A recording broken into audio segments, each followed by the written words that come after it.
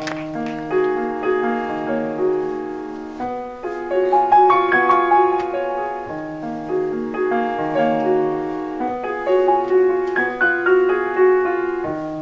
et messieurs, bonjour, bienvenue dans le bœuf bourguignon de Jackie Moifo sur JMTV+. Nous allons dans quelques secondes seulement recevoir quelqu'un que vous connaissez très bien, quelqu'un qui a bercé vos enfances, quelqu'un qui vous a apporté de l'humour, de l'amour, du sourire, quelqu'un qui a composé la chanson du plus célèbre nez de France. Malheureusement, ce nez n'était pas le sien, ce nez ne mangeait pas de rat, il était tout simplement celui de Barbara. Bonjour. Ça va, Jackie? Je vais très bien, merci. Et toi-même? Ça va, ça va. Tu veux que je te chante une bêtise, là? Vas-y, fais une bêtise. J'ai de la viande coincée entre les dents, c'est génial. Ça commence bien. Maître Corbeau, affalé sur sa branche, ne fichait rien du lundi au dimanche. Passe un lapin qui lui dit tout de go: j'envie votre vie, monsieur du Corbeau.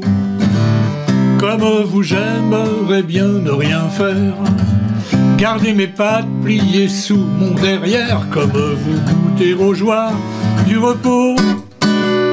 Asseyez-vous donc, lui dit le Corbeau.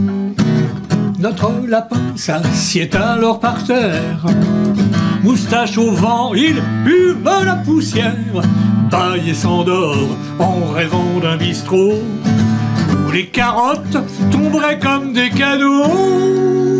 Oh, des carottes, oh, oh, oh, des petits choux, du thym, du serpolet et des gros navets. Passe un renard affamé qui se jette sur le lapin et de la pauvre bête. Il fait bombance, laissant sur le carreau les longues oreilles du lapin la peau. Maître Corbeau, jaillissant de sa sieste, ouvre les yeux et découvrant les restes du lapinou, il referme illico ses deux mirettes et repique au dodo. Moralité, monsieur de La Fontaine, allez dire à nos lapins de Garenne que pour passer sa vie sans rien glander, il est préférable d'être au perché. Il est préférable d'être au perché. Ah oh. Cette histoire de carottes et de lapins... Hein. Ça refroidit un peu en ce temps-là. Ça refroidit. Laisse. On va la poser tranquillement. Regarde. Je la caresse, bien entendu. Voilà, c'est bon. La guitare, bien entendu. Elle ne devrait pas bouger, là. Bon, on ne devrait pas bouger. Si elle bouge, je te tape. Oh mon Dieu. Il a encore l'énergie de la force pour me taper.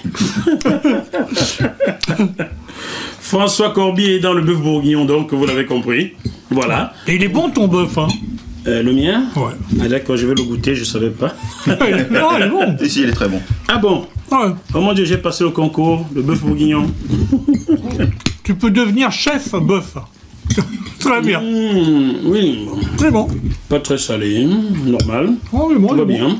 bien. Et juste à côté de François Corbier, Félix Létard. Salut, Leto. Leto. Mais tu peux m'appeler Félix. Je voulais pas qu'il se resserre sur moi, donc je l'ai évité. T'es pas exactement le premier à me la faire, mais bon, elle est quand même excellente. Donc. Félix Leto qui vient vous présenter, qui est réalisateur, qui va vous présenter un film documentaire qu'il a réalisé sur François Corbier. Le titre est là. Tu vas nous le dire. Alors ça s'appelle Corbier, des traces dans la mémoire des masses. Corbier, des traces dans la mémoire des masses. Waouh. Ça envoie hein, comme titre. Félix, ce titre. Il est très beau. Et il est complexe. Je le dis d'autant plus que c'est pas moi en fait qui l'ai écrit. Qui l'a écrit. En fait, c'est extrait d'une chanson de l'ami qui est à côté de moi, dont ce documentaire parle. Ça ne peut venir que de lui. Ouais, mais c'est parce que c'est une chanson où je parle des années de télévision quand je faisais le crétin avec Dorothée. Il a fait le crétin. Je faisais le crétin à l'antenne, oui, pour faire rire les enfants, bien sûr. Oui. Oui. Et alors, dans cette chanson, je dis, à propos de ce métier, ce job ça laisse des traces dans la mémoire des masses. Ah d'accord. Je viens de rencontrer un... Je sais même plus. Un ami qui Je viens de voir un type qui m'a dit « Salut Jackie ». Tu vois, donc... Qui m'a dit, t'as dit salut Jackie. Ouais. Ah oui, comme Jackie était ton compère Voilà. dans le club de Roté. Voilà, c'est ça. C'est pas moi, hein, c'était l'autre Jackie qui est un peu plus clair que moi, vous voyez ce que je veux dire. Ouais. Bon, ça ne peut pas être moi. Alors Félix, d'où te vient l'idée? Comment t'es venue l'idée de réaliser un documentaire sur François Corbier? C'est assez simple, c'est en voyant tout simplement, en tombant à la télévision sur une prestation de Corbier, qui était justement prestation dans laquelle il chantait cette fameuse chanson où il dit « Ce job, ça laisse des traces dans la mémoire des masses ».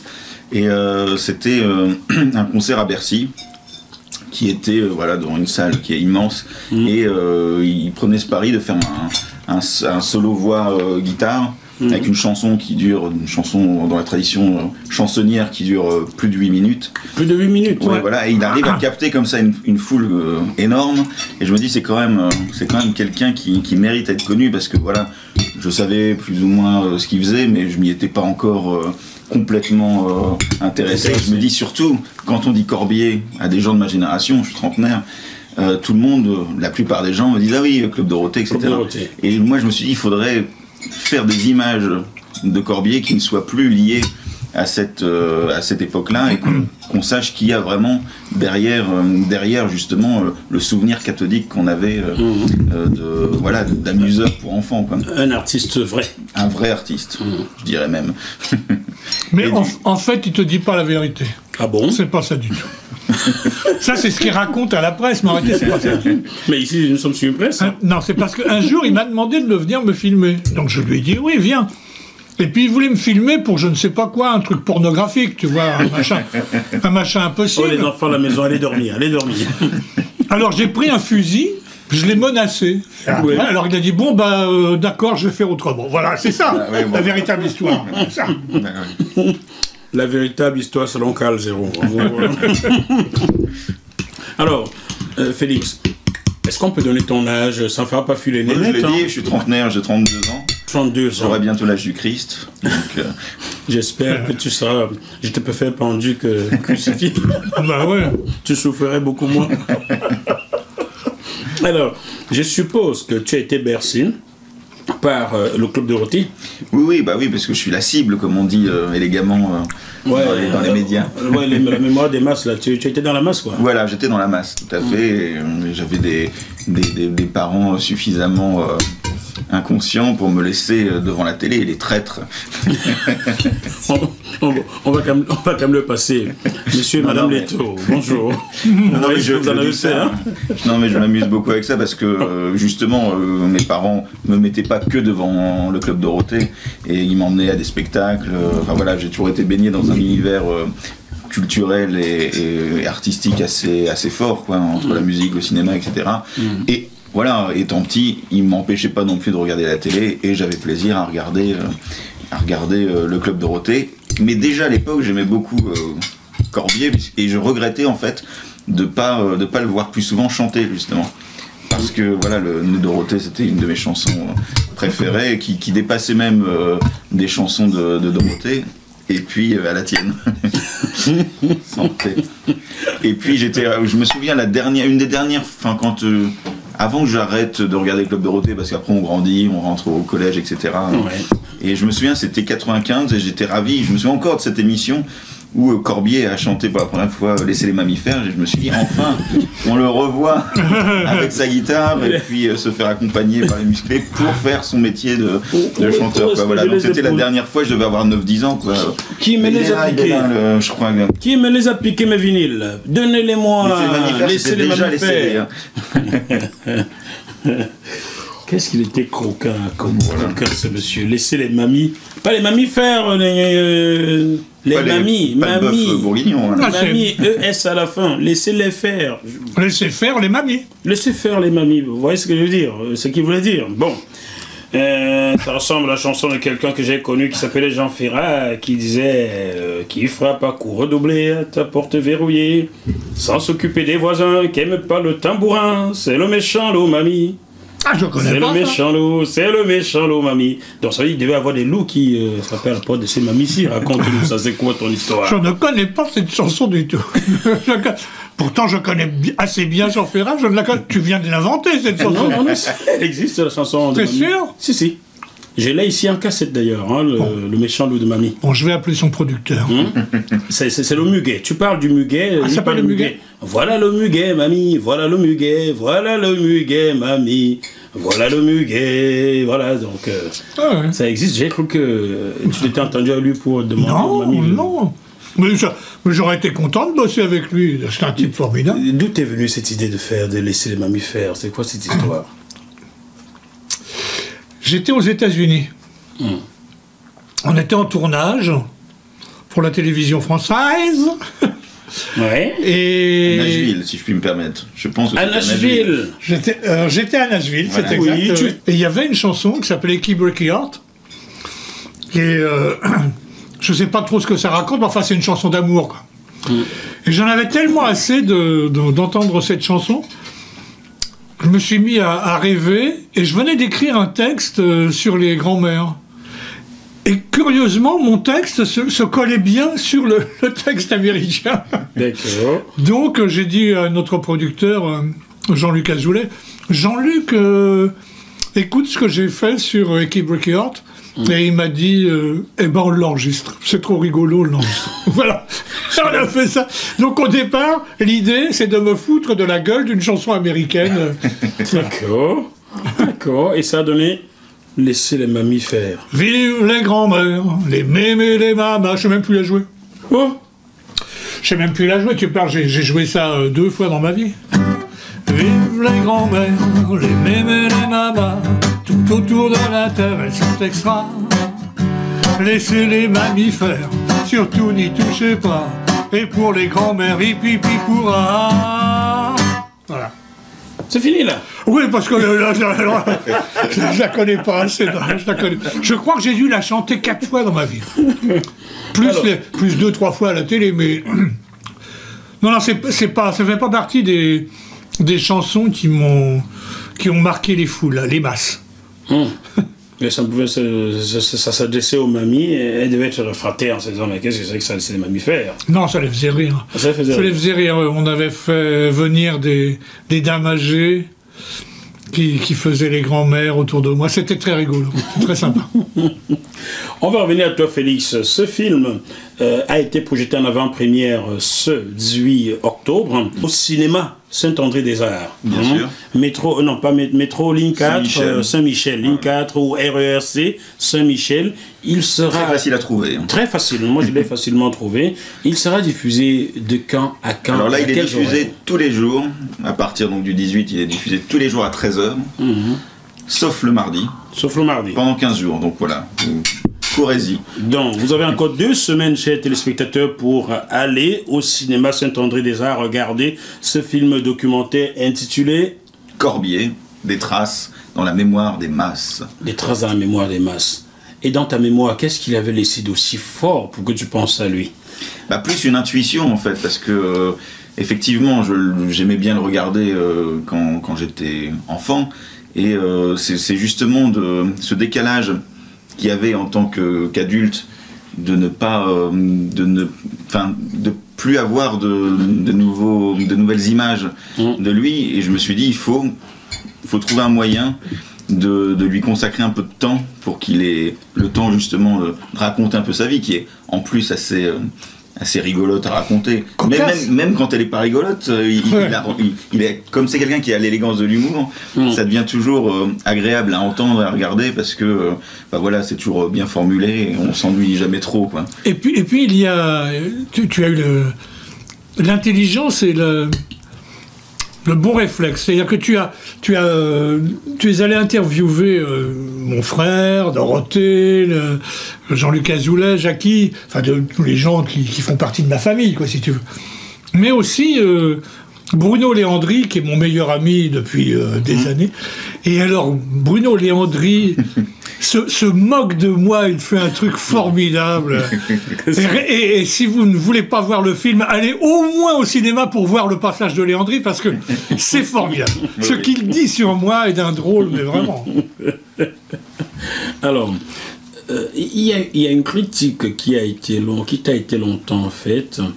Je suis sûr que tu l'as entendu. D'ailleurs, dans le film, il ressort. Bien sûr. On lui reproche d'avoir abruti les enfants avec son passage à la télévision. Tu fais donc partie des abrutis? Bah, il semblerait, oui, que je sois complètement abruti. Vu ton intelligence, tu as été bien abruti, hein? Complètement abruti, oui. Oui, c'est ça. Bon, bah. Moi, je te trouve pas mal. Bon, tu vois, comme quoi. Ouais, c'est peut-être pas vrai, alors peut-être que c'est des mensonges. C'est des mensonges. Ouais. Tes parents, à toi, quand ils ont su que tu voulais faire un documentaire sur Corbier, qu'est-ce qu'ils t'ont dit? J'ai vu ta maman hier. Oui, c'est vrai. Elle était très contente. Oui. Au moins, on a ce résultat-là. Il faut pas l'influencer, hein? Non, je parle d'après. Le pauvre. Noël mais au départ. Noël n'est plus loin. Ça pourrait, le 24 décembre, pour la question est un peu bizarre parce que je peux pas. Il y a bien longtemps que mes parents me laissent assez tranquille en fait sur ce que je dois faire ou ne pas faire. Mais tu donnes ton point de vue. Qui sont plutôt d'une façon générale à me soutenir dans mes démarches. Et je pense que quand je leur ai dit ça, ils étaient plutôt amusés et puis contents parce que j'avais rencontré Corbier assez rapidement. Enfin voilà, ils voyaient qu'il y avait un projet qui se mettait en place, un de plus qui avait l'air aussi de démarrer assez vite. Donc bon, ils avaient l'air curieux et puis contents. Je pense qu'ils savaient pas bien dans quoi je m'aventurais. Toi non plus. Mais non, moi oui, j'étais vraiment sur une intuition quoi. Donc et d'ailleurs la façon dont le documentaire s'est fait est complètement intuitive et sort complètement de la façon de faire habituelle, et c'est parce que je suis indépendant que j'ai pu le faire comme ça. J'ai commencé à tourner en 2011, donc voilà, aucun projet de documentaire est monté comme ça sur un long terme où 6 ans quand même. 6 ans avec des pauses des fois de 6 mois où je ne donnais plus de nouvelles à François, où on se... Il se disait, mais qu'est-ce qu'il fait ce petit... Non, ça m'inquiétait pas du tout. Non, c'est son œuvre, c'est lui, il fait ce qu'il veut, il le fait à son rythme, comme il le sent. J'avais rien à dire là-dessus. Moi, s'il m'appelait en me disant, François, est-ce que je peux venir, j'ai un truc à te demander, hop, et viens. Et puis là, on en parlait, hop, il sortait la caméra, il filmait. Voilà. Je l'ai constaté, hein, il arrive chez toi un jour, il y a des coups de marteau chez le voisin. Tu lui dis, non, t'inquiète pas, c'est le voisin qui faisait des coups de marteau. Ah, c'était même sur la terrasse. Sur la terrasse. Wow. C'était naturel, hein? Ouais. C'est toi, c'est du vrai toi. Bah, c'est intéressant. C'est toi, mon toi. Nous allons écouter la réaction d'une humoriste comédienne à la sortie de l'avant-première hier. Pauline Carton donnait son avis sur cette critique qui t'a été longtemps faite, et puis on revient sur ce plateau. Moi, je trouve ça regrettable que les gens ne fassent pas la part des choses, en fait, dans les médias. C'est-à-dire moi, je me rappelle quand j'étais plus petite, j'adorais en fait le Club Dorothée, et on arrive à faire la part des choses entre l'image d'une personne, et en fait après, si elle prend un autre parcours, on peut l'accepter tout autant. Et je pense pas qu'il a abruti les enfants à l'époque. C'était pour les enfants, c'était du divertissement. Et ma dernière question, observation. Combien vous êtes intelligente, il vous a bien abruti. Mais voilà, maintenant j'ai tellement regardé le Club Dorothée que... Bon voilà, pour Pauline Carton, franchement, ces critiques n'avaient pas leur place dans ta vie comme dans le monde artistique, parce que... Tu sais, voilà, moi je crois ça. Je faisais des émissions pour faire rire des enfants. C'était des émissions quotidiennes qui ont duré 10 ans. Est-ce que tu imagines que on peut ne pas se tromper pendant 10 ans en disant tous les jours des âneries à la télé? Forcément qu'il y avait des moments où on a dit des âneries. Forcément qu'à certains moments, on s'est trompé. Forcément qu'on n'aurait pas dû faire ça tel jour. Bon, oui, c'est vrai. Mais si on prend en gros l'émission, c'était quand même plutôt plaisant, c'était amusant, on apprenait des trucs aux gamins, on avait le Michel Klein, un docteur vétérinaire qui venait, qui expliquait aux enfants comment ça fonctionnait, on avait... Rassurez-moi, il n'a jamais demandé aux enfants d'ouvrir la cage aux oiseaux. Non, mais Pierre Perret est venu, il est venu dans notre émission. Oui, je m'en doutais bien. Sûr, Vous pouviez ne pas l'inviter, lui, là. C'est lui. Non, mais... non, pareil, cette chanson est magnifique et elle a été mal comprise, mais c'est vrai. Pourquoi est-ce qu'on enferme des petits oiseaux? C'est pas bien, ils sont mieux dehors, quand même. Oui, c'est vrai. Il faut les laisser dans leur milieu naturel. Mais bien sûr. Et les enfants, ouvrez la cage aux oiseaux. Ben non, justement, faut pas le faire. Parce qu'une fois qu'ils ont été élevés dans une cage... C'est ça le problème, c'est qu'une fois qu'ils sont... Ils savent plus vivre. Ils savent pas se nourrir. Voilà, le chat va s'en occuper. Voilà. Alors, Félix, tu vas céder ta place à quelqu'un qui va venir cuisiner. Nous sommes dans le bœuf bourguignon, donc quelqu'un qui va venir cuisiner, François. C'est le... Désolé, là, je peux pas. C'est la minute de West Fosso. Au revoir, Félix. Je suis là. Salut, jeune homme. Salut, bonhomme. Tu vas bien? Bien, et toi? Ça va. Ça marche? Allez. Alors, dis-moi, François. Il faut d'abord rappeler, qu'il qu'il a bercé ton enfance lui aussi, hein, ou ta jeunesse, je sais pas quoi. C'était peut-être plus à Bercy que Bercy, mais en tous les cas, c'était dans ma tendre adolescence. On va dire. Je viens d'arriver en France en 90 par là. Ok. Donc, ceci posé, j'aurais voulu savoir si de faire partie du club Dorothée, ça ne te faisait pas un peu bizarre. Tu me demandes pourquoi?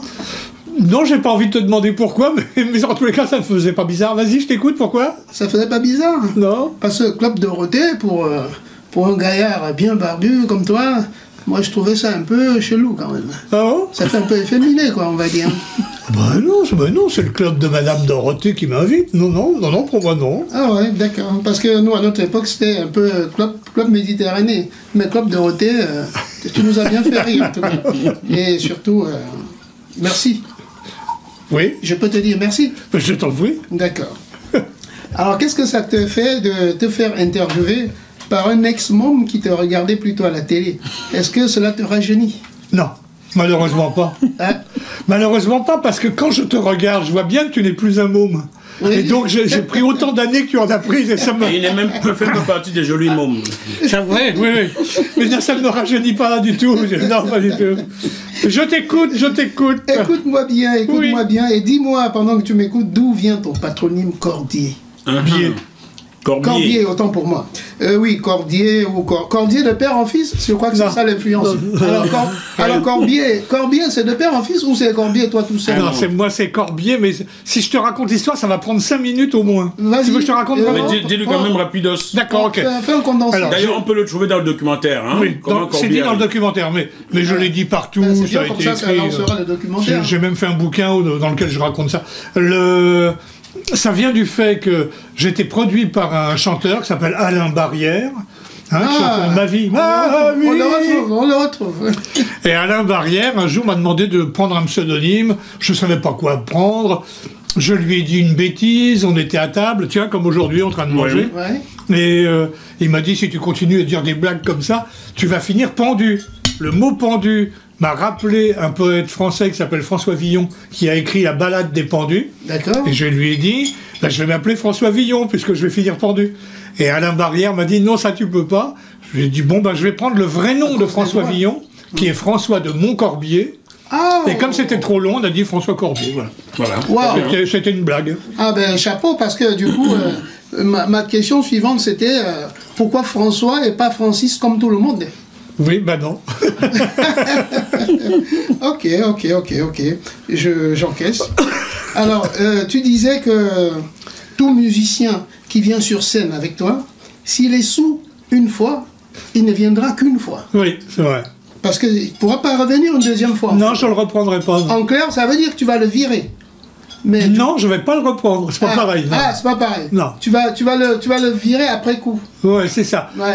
C'est intelligemment. Moi, je pense qu'on fait un métier. On va pas au boulot bourré, tu vois. Oui, ça c'est vrai. Voilà. Mais après, le gars, s'il veut boire, il fait ce qu'il veut. Hein. On est d'accord, mais arriver sur scène bourré, ça, j'aimerais pas. Ça, c'était la remarque. Mais la question, c'était, quand c'est toi qui arrives bourré, qu'est-ce qu'on fait? Mais moi, je suis tout le temps bourré en permanence. La telle que tu me vois, je suis ivre mort. Ah ouais. C'est mon nom, d'ailleurs. Monsieur Remort, et mon prénom, c'est Yves. Ivre mort. Ivre mort. Ah ben, Elle est bonne, celle-là. Alors là, Corbier, tu mérites d'être l'homonyme de ton homonyme. Ben alors écoute, pour une petite dernière pour la route alors. Hein. Je t'écoute. Ouais. Quel est ton réalisateur préféré? Vraiment? Dis-nous la vérité. Ah, Non, parce qu'il y a Monsieur C'est toi qui vois. il y a Monsieur Leto, Félix, qui a fait un film formidable sur moi. Je vais quand même pas le sans mettre. faire le faillot. Hein. Non, je fais pas le faillot. Non, mais c'est vrai, il a fait un document. C'est simple. Quand je l'ai vu, je me suis mis à pleurer. Je me suis dit, oh, Corbier est mort. Oh. Non, vraiment, il a très très bien travaillé. Mais je suis pas un spécialiste du cinéma, donc je ne saurais pas qui te dire comme grand réalisateur de films. Je les connais pas suffisamment. Je ne sais pas. Du coup, c'est pas la peine que je te demande pourquoi. Si, tu peux. Ouais, alors pourquoi? Je ne sais pas. Voilà. Merci. Salut, fils. Je vous rends l'invité. À quand tu veux. Merci beaucoup, Wes Fosso. Merci beaucoup. Ben, je vais vous présenter ce livre qui est sorti il y a à peu près 1 an, mais vous pouvez encore vous le procurer. Je vais vous lire quelques lignes, n'est-ce pas, qui résument bien ce livre. Depuis 50 ans, Corbier dit des conneries. Oui, des conneries, vaut mieux les dire que les faire. Du matin au soir, des conneries, c'est à pas croire. Pendant longtemps, il s'est contenté de les chanter.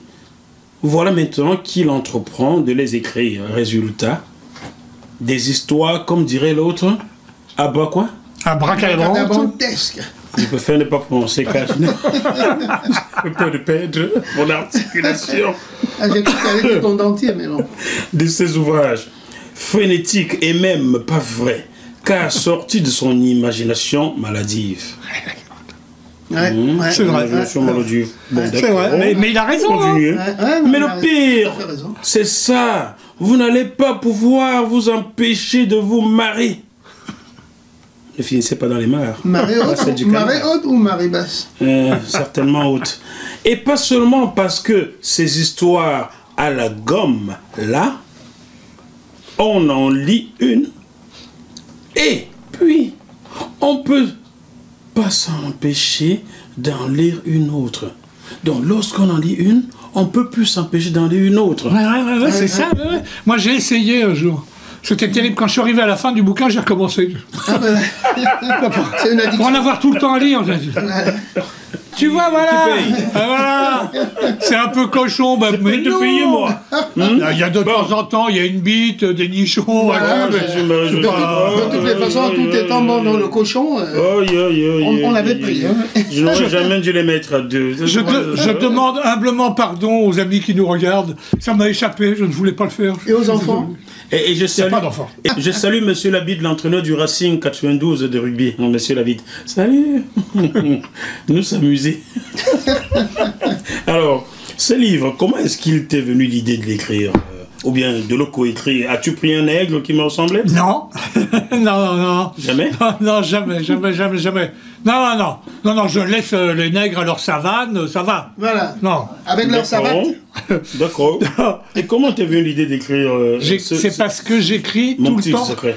Mon journal secret. J'écris tout le temps des âneries. Oui. Non, mais c'est pas des conneries. Par exemple, l'hyper, tu vois.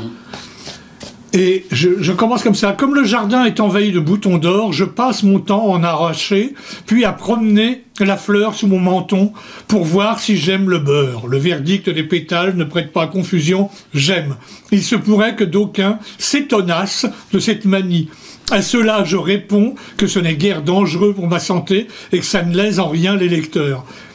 Wow. Les lecteurs du gars qui va voter. Hein, les lecteurs.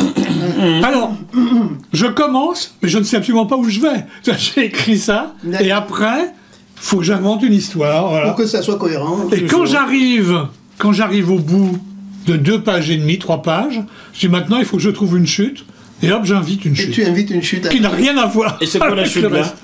Et la chute là deux dernières lignes, c'est quoi la chute? Alors, combien d'entre eux ce soir-là sont rentrés chez eux dépités par leur manque d'audace et se sont à l'aube réveillés avec les doigts raides et des crampes à l'estomac, tandis que dansait au fond d'un œil une fesse et dans l'autre un téléphone. Une fesse, un téléphone, une fesse, un téléphone. Je n'ose imaginer que leur dépit les aura poussés à aller voter pour l'extrémiste biterrois, mais, je le sais, l'aigreur fait souvent commettre d'incommensurables conneries. Mais pourquoi je dis tout ça? J'en sais sais rien, il faut lire tout ce qui est au milieu. Et moi qui pensais que l'extrémiste venait de la Bretagne. Ah, il y en a là, mais il y en a aussi dans... Dis donc, tu as vu qu'ils ont... Robert Ménard, salut. Il est Biterrois, lui. Salut. C'est peut-être de lui qu'on parle. À mon avis, sur la tête de lui. Oui. Quelques Robert plus loin. Et tu as vu qu'ils ont arrêté des extrémistes d'extrême droite, d'ultra-droite, là. D'ultra-droite, mais ils sont certainement noirs. Non, j'ai su ma bouche. J'ai su ma bouche. Voilà, non. Oui, ils les ont arrêtés, mais... Ouais. Donc tu vois des extrémistes, il y en a partout. Ouais. Il y en a peut-être en Bretagne, mais il y en a dans le sud, il y en a sans doute dans le nord. À mon avis, Félix Leto. Oui. Ce garçon gentil qui a fait le Ça film. doit être un autre C'est un autre extrémiste. Mais extrémiste de conneries. De toutes les On sait façons, pas, on sait pas. déjà, il est d'extrême nord. Oui, d'extrême nord, mais oui. Oui, de l'extrême nord. Oui. D'un extrême, on peut très facilement glisser à un autre extrême. T'as vu l'heure? Ouais, j'ai vu, hein. T'as vu ce qui passe à la télé? L'heure et Loire. Bon, ben écoutez, Faut qu'on se sauve, hein. toutes ces conneries ont été racontées dans le documentaire Corbier, des traces dans la mémoire des masses, dont le réalisateur est Félix Leto. Je sens qu'il va me poser des questions dans un état second. Oh, ne t'inquiète pas. Ne t'inquiète pas.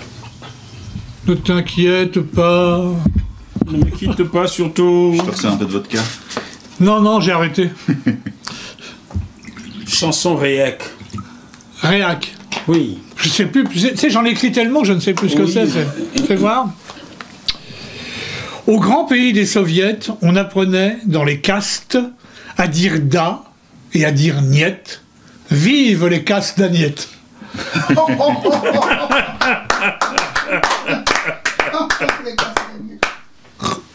C'est Et magnifique. ça donnait quoi en musique, ça? Oh, j'en sais rien. Tu t'en souviens plus? Oh non. On va envoyer une autre comme ça. Voilà, celle-là. Allez. Mathématiques. Mathématiques, allez, vas-y, fais voir. Mathématiques. Le prof a dit les pourcentages seront la prochaine leçon. Mais après le cambriolage de l'école, aucune trace d'effraction. Oh, que qu'aucun ne sort. Ah, t'as vu, là, mais là, oh. Ouais. Il y a des types qui disent Corbier c'est un con. Ouais. Ils ont raison. C'est un con incontournable. Dis donc. Et ce petit livre, tu l'écris. Le petit livre bleu. Le petit livre bleu, oui. Ouais, parce qu'il y avait le petit livre rouge de Mao Zedong. Ah, d'accord. Et je me suis dit, il faut que je fasse le mien. Ça sera le petit livre Le petit bleu. livre bleu. Il y a autant de conneries que dans le petit livre rouge, Ben, mais oui, les c'est miennes sont sûr. plus rigolotes. Oui, c'est certainement. Chanson mexicaine. Je sais pas. Ah oui, ça je peux te le faire, ça. Fais-le-nous. Il m'a foutu son poing sur la gueule. Aïe, aïe, aïe. C'est fini? Ouais. Bon, vous attendez quoi pour applaudir?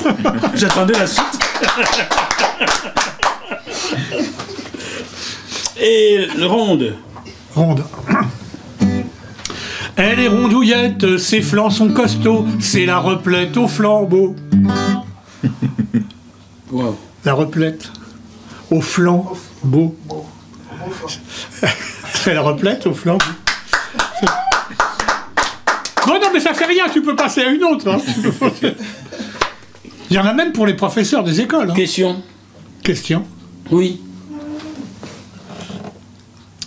Les culs de jatte marcheront-ils enfin si les manchots leur tendent la main? Ça c'est beau, merde. C'est de toute beauté. Ça. Et ça donnait quoi en musique? Mais c'était ce que je viens de te chanter. Les culs de jatte marcheront-ils enfin si les manchots leur tendent la main? C'est une honte. C'est une honte. Alors après, il y a des poèmes tout aussi crétins. Vas-y, sors Ben, les non, ça se chante pas, ça se lit. Esther. Ça se lit, ça. Esther. Ouais, tiens, donne, parce que là, ça fait que se lire. Lâche. Esmer, espère, Esther. Aisselle sous le bras. D'accord. Oui, je m'en Alors souviens. attention. C'est vraiment alors. Aisselle sous le bras de mer. Et celle sous le bras. Le même. Un bras de mer. Ah! Donc on reprend.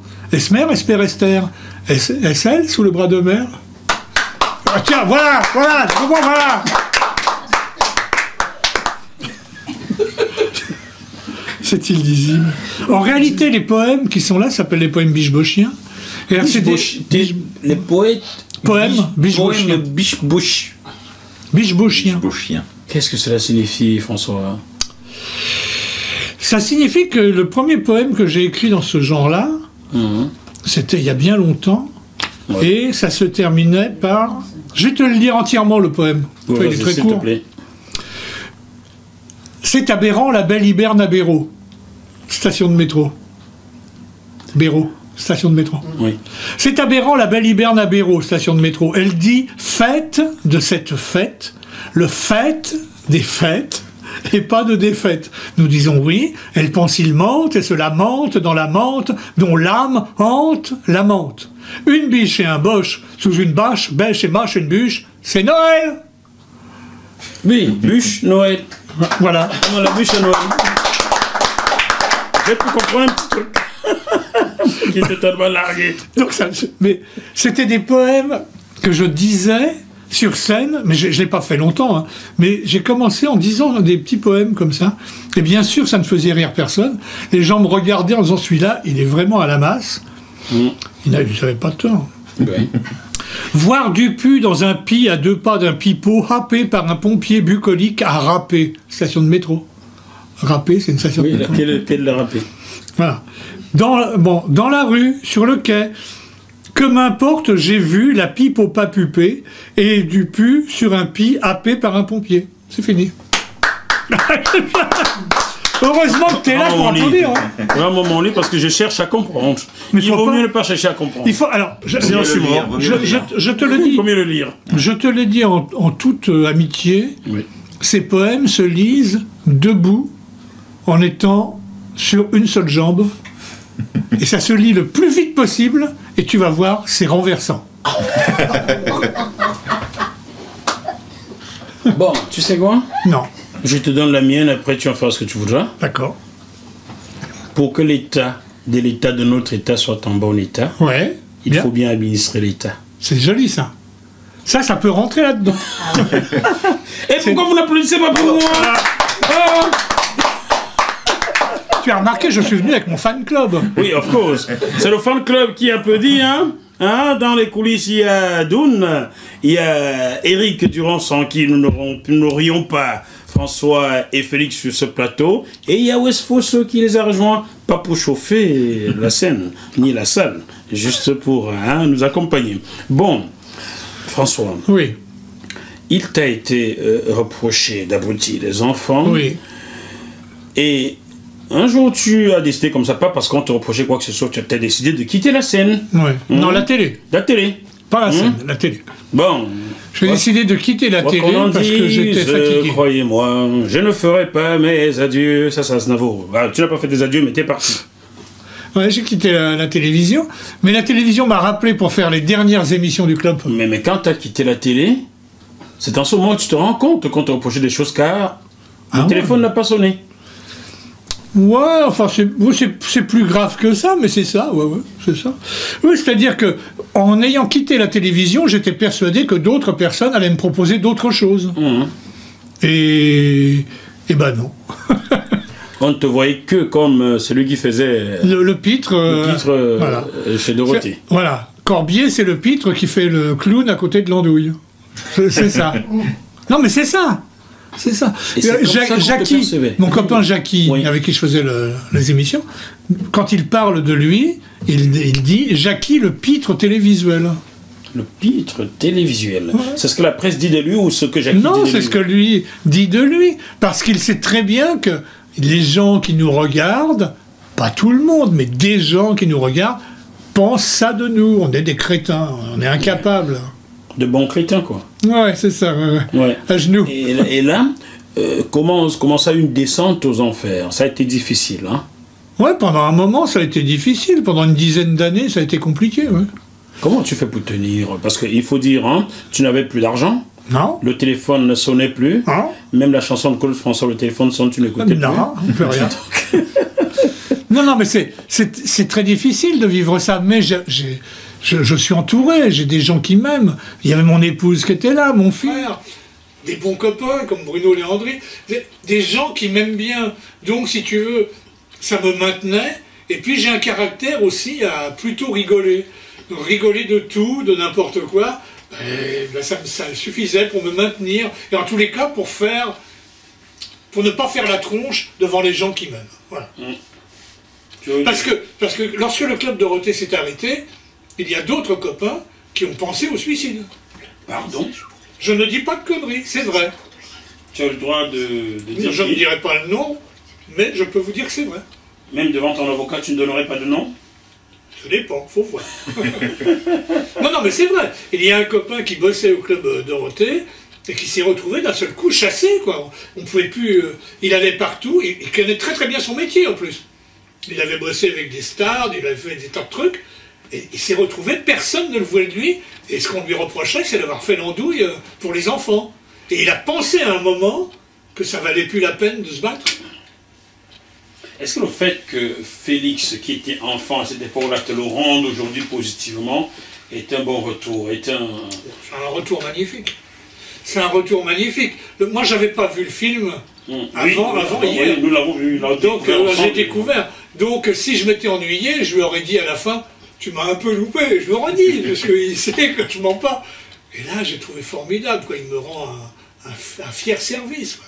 J'espère une chose, c'est que les gens qui tiennent des cinémas en province, ou des gens qui ont des maisons de la culture, des trucs comme ça, diront, c'est bien qu'on ait une copie et qu'on fasse une soirée Corbier. On invite le réalisateur, on invite Corbier aussi avec sa femme, et puis Corbier nous chantera 3 chansons, et puis on verra le film, et puis voilà. Ça serait quand même sympa de faire ça. Ou même ceux de Québec qui nous regardent, parce que allons à Québec.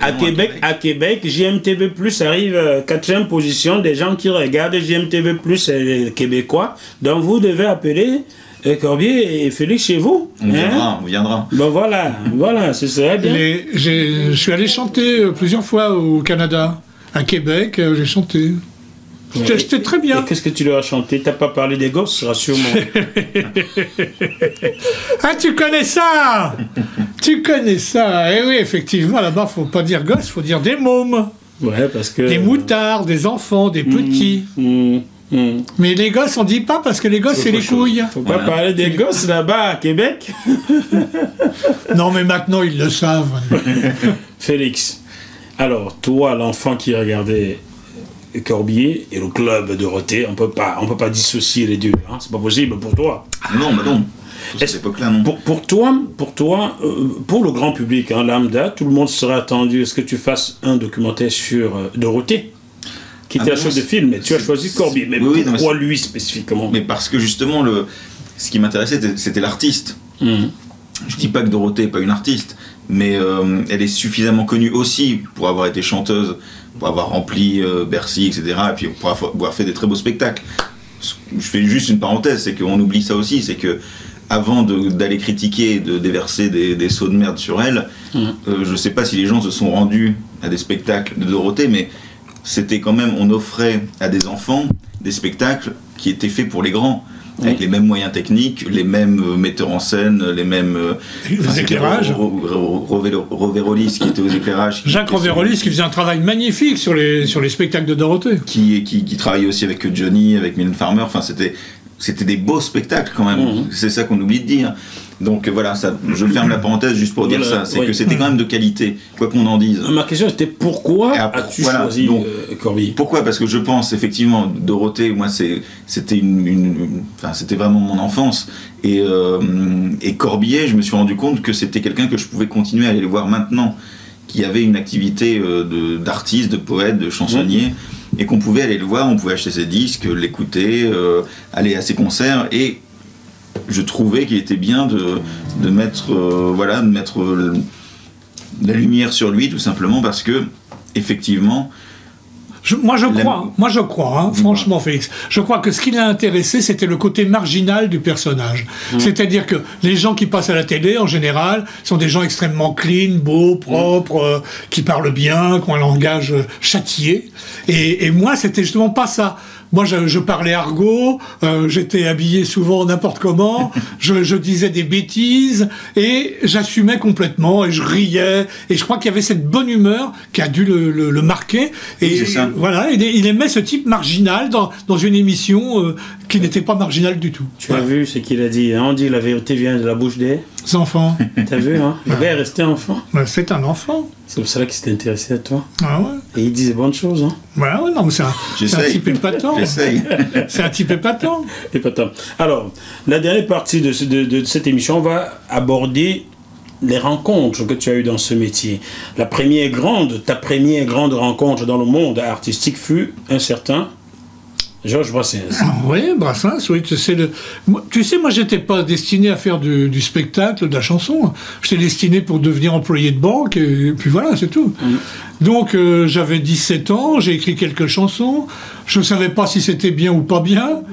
Et mon frère m'a dit, on va aller demander à Georges Brassens ce qu'il en pense. On est allé le voir, il a écouté les chansons, ça l'a fait rire. Et il m'a dit, non, mais continuez, allez-y, faites des chansons. Est-ce que vous voulez faire un disque ?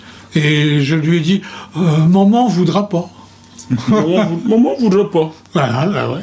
Ben oui, parce qu'on était comme ça, on était élevés dans le... Très catho, là. Ouais, un peu, pas vraiment, parce qu'on n'était pas catho à la maison, mais quand même, quoi. Quand même. On est très traditionnel, hein. Ouais, parce que toi, tu naquis en région parisienne, hein. Moi, je suis né à Paris, dans le 14e arrondissement de Paris, mais j'ai passé ma toute petite enfance dans la Somme. Bon, après le décès de papa, tu avais 2 ans et demi par là. Ouais. Tout ceci est dit dans le documentaire. On ne va pas tout vous dire ici, car vous retrouvez tout cela dans le documentaire, dont l'affiche est là. Corbier, des traces dans la mémoire des masses, que vous pouvez regarder encore sur 2 semaines au théâtre, au cinéma Saint-André-des-Arts à Paris, métro et RERC Saint-Michel. Voilà. C'est bien cela, monsieur. J'ai bien vendu ton affaire, hein? Je pense, ouais, que c'est pas mal. Ouais, je pense qu'on va lui donner une pièce avant de partir. Ouais. Il a été bien. C'était bien. Alors, François Corbier, vous pouvez retrouver ses albums sur le marché, voilà. Celui-ci est sorti en quelle année, François? Je sais pas, il y a 6 ans, 7 ans. 6 ans, voilà, on retrouve là-dedans quelque chose, quoi? Nucléaire. Oh, Jésus, Joseph. Au village, nous avons dit adieu aux fleurs, aux fruits. Adieu semailles, fenaison. Adieu au bétail aussi. Nous avons sur la rivière mis du goudron, du béton. C'est chez nous, on en est fiers, et tous ensemble nous chantons. Oh, nucléaire. Oh, nucléaire. Voilà, c'est une chanson très longue. Ouais, très dansante. Tous les gens du village viennent raconter leur vie sur le nucléaire. Et de cet album, François Corbier, Vieux Lion. Un Vieux Lion, alors ça c'est une... si tu montres bien la photo à nos amis, eh ben... Voilà, le Vieux Lion. Et s'ils trouvent où a été prise cette photo, j'offrirai un disque. D'accord. Chers téléspectateurs, si vous trouvez où cette photo a été prise, ben François Corbier vous offrira un disque. Non mais je peux mettre quand même sur la voie, c'est aux États-Unis, mais chez quelqu'un de très très très très connu. San Francisco, sans brume. C'est pas loin de San Francisco, ouais. Je vous ai donné un indice, hein, donc San Francisco, ça. Cette photo a été prise à Carmel, by the Sea, aux États-Unis. Voilà, chez quelqu'un de très très connu. Il y a un réalisateur. Donc je vais te laisser ce disque. Merci. Je te le donne. Et si quelqu'un t'appelle et te donne la réponse, tu lui offriras le disque. Et moi je n'aurai plus rien du coup. Mais je vais t'en donner un pour toi. Je suis un type extrêmement généreux, tu sais. Voilà, et la cousine Bécassine, là, c'est quoi? Ma cousine, c'est Bécassine. Alors, c'est une chanson qui a été écrite parce qu'un type qui n'était pas venu voir mon spectacle de chansons pour adultes avait dit... Chansons pour adultes. avait dit, j'ai vu Corbier, il chante les chansons de Chantal Goya. Chantal, si tu nous regardes, non, puisque tu nous regardes, on t'embrasse. Alors Chantal est une femme formidable, mais j'ai jamais chanté les chansons de Chantal Goya. Donc je raconte que j'ai fait des tas de conneries, j'ai chanté des chansons impossibles, mais j'ai jamais chanté Bécassine. Pas encore. Ah mais jamais. Jamais je chanterai Bécassine. C'est pas mon répertoire, c'est tout, c'est pas autre chose. Et le vieux lion. C'est l'histoire d'un type qui monte sur le toit et qui dit ben voilà, j'ai pas de job, j'ai pas, il n'y a pas de travail pour mes fils, il n'y a pas de lieu pour mes filles, on sait pas où aller prier, alors j'en ai marre et voilà, j'ai une carabine et le premier qui passe, je vais tirer dessus. D'accord. Il était à son balcon.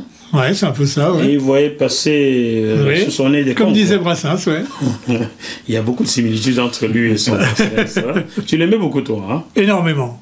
Ouais. Énormément pour moi, au niveau chanson, au niveau écriture de chansons, il y a Brassens et il y a Trenet. Voilà, pour moi, c'est les deux meilleurs. Ce qui ne veut pas dire que j'aime pas les autres. Hein. J'adore Gainsbourg, j'adore Léo Ferré, Guy Béard, tout ça. Bon, rassure-moi, Charles, tu as fait attention de ne pas le traîner par terre. Oui. Tu l'as jamais traîné? Qui traînait, Charles? Jamais. Ça va, vous voyez, ça va. Même au bord de la mer, il n'a pas traîné. Bon. Ça, c'est un album live qui a été enregistré à Lyon, dans une petite salle qui s'appelle Le Tout Bout de Champ. Le Tout Bout de Champ et un tout bout de chou là-dessus. Oui, un petit bout de chou. Alors, le petit bout de chou, c'est mon guitariste. Le grand, c'est moi. Le petit, c'est le guitariste. C'est Éric Gombard. Éric Gombard, oui, qui est dans le documentaire également. Bien sûr. Ouais, bien sûr. Oui, mais qu'est-ce qu'il joue bien? Ah, mais il joue pas bien, il joue magnifiquement bien. C'est un musicien exceptionnel, réellement. Éric, tu es tout simplement formidable, donc formidable 2 fois. Ouais. Voilà. Ouais, non, mais c'est vrai. Hein. Félicité. Tiens, je vais te chanter une chanson. Oui, c'est bien. Une chanson qui n'est pas enregistrée. Pas d'accord. Qui sera sur le prochain disque. Ah, ça c'est dans le scoop sur GMTV+. Allez, vas-y. De sa main, il a tué son père, égorgé sa sœur, violé sa mère. Mais je sais bien que c'est un bon gars, j'irai voter Caligula. Caligula, Caligula, j'irai voter Caligula. Allez, avec moi. Caligula, Caligula, j'irai voter Caligula. Certes, il est un peu mégalomane, il a fait bâtir pour son âne un palais d'ivoire digne d'un roi. J'irai voter Caligula. Caligula, Caligula, j'irai voter Caligula. Caligula, Caligula, j'irai voter Caligula. Il se pourrait qu'il vide les caisses de l'État pour nipper ses maîtresses de joyaux d'or, de perles et de soie. J'irai voter Caligula. Caligula, Caligula, j'irai voter Caligula. Caligula, Caligula, j'irai voter Caligula. Solo!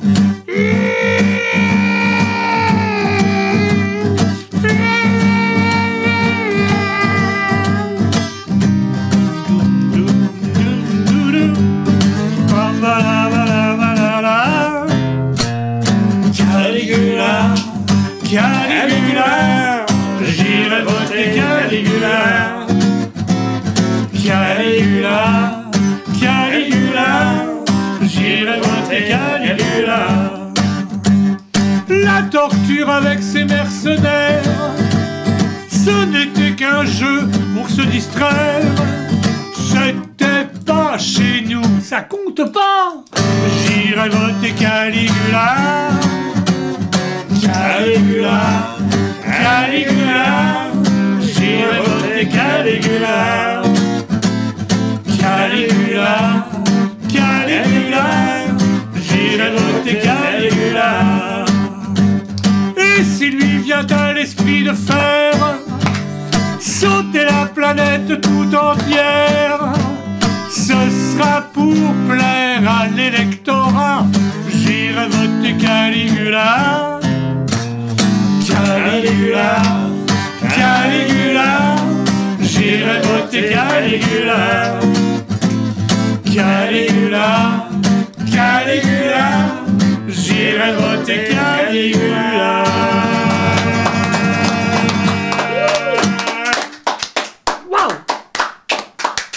J'aimerais bien qu'il se présente aux prochaines présidentielles. Vu celui que nous avons là. Présenté, je crois, mais sur un autre nom. Sur un autre nom.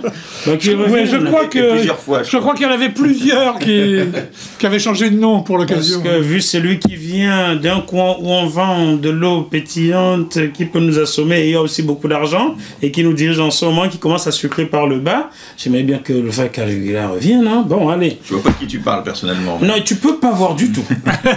Mais va, Il n'existe pas. Mais personne ne sait. Personne ne sait. Personne ne sait. Mais c'est surtout pas. Tu sais, on est en train de... Bon, allez. Allez, on s'en va. On va s'en aller. Il est Non, déjà... Avant de s'en aller, n'est-ce pas, nous allons prendre... Finir la Non, François... Dorothée, là. Qu'est-ce qu'il y a? Passe-moi, allez. Tu t'en prendras bien un petit. Félix, passe-moi mon vinyle, là. Tu reprendras bien un petit coup, là. Bon, voilà. Écoutez, chers téléspectateurs, nous allons bientôt prendre congé de vous, n'est-ce pas? J'espère que vous êtes bien amusés. Vous irez voir ce documentaire qui a été réalisé par Félix Leto, qui est sur ce plateau. Vous le voyez, le beau gosse là, c'est lui. Donc le titre Corbier, des traces dans la mémoire des masses, est donc au cinéma Saint-André-des-Arts à Paris, métro et RER Saint-Michel. Voilà, je pense Et ça ne dure que 2 semaines, donc dépêchez-vous. Dépêchez-vous. Mais bon, les autres salles de cinéma dans l'arrière-pays pourraient en penser. C'est ça, en province ou ailleurs, ou au Canada, ou je ne sais où. Francophone, hein, parce francophone, bien entendu. C'est en français, c'est pas encore sous-titré. Pour le moment. Mais allez dans les salles que vous côtoyez habituellement et demandez que le film soit projeté, tout simplement. Voilà. N'hésitez pas. Comme ça ne vous coûtera pas grand-chose et ça peut vous rapporter que le film vienne à vous. Donc, voilà, tout à fait. N'hésitez pas pour les provinciaux qui ne peuvent pas venir à Paris, ce que je peux comprendre évidemment. Il faut que le film aille tout à fait, où il sera invité. Ah, tu comprends que les gens ne viennent pas tous à Paris, tu comprends ça? Oui. T'es généreux. C'est sympa. Hein. Bon, s'il partait sans chanter ceci, je serais malade. Le nez de Dorothée? Comme son ami Serge Lama. Les devins, les sorciers, les somnambules s'agitaient comme des fous sur leur pendule quand on leur a demandé ce qui allait arriver. Tous ces braves gens ravis comme un seul homme ont déclaré: le nez de Dorothée, qu'on se le dise, restera cette année pompon dans sa valise. Au milieu des chaussettes rouges et jaunes à petits pois, on se prendra plus les pieds dedans quand elle regarde en bas. Hein? Hey! On vous dit au revoir et à très bientôt. Bye bye. Bon, on peut continuer à faire les camps, hein, C'est interdit. Je sais pas. Allez, on y va.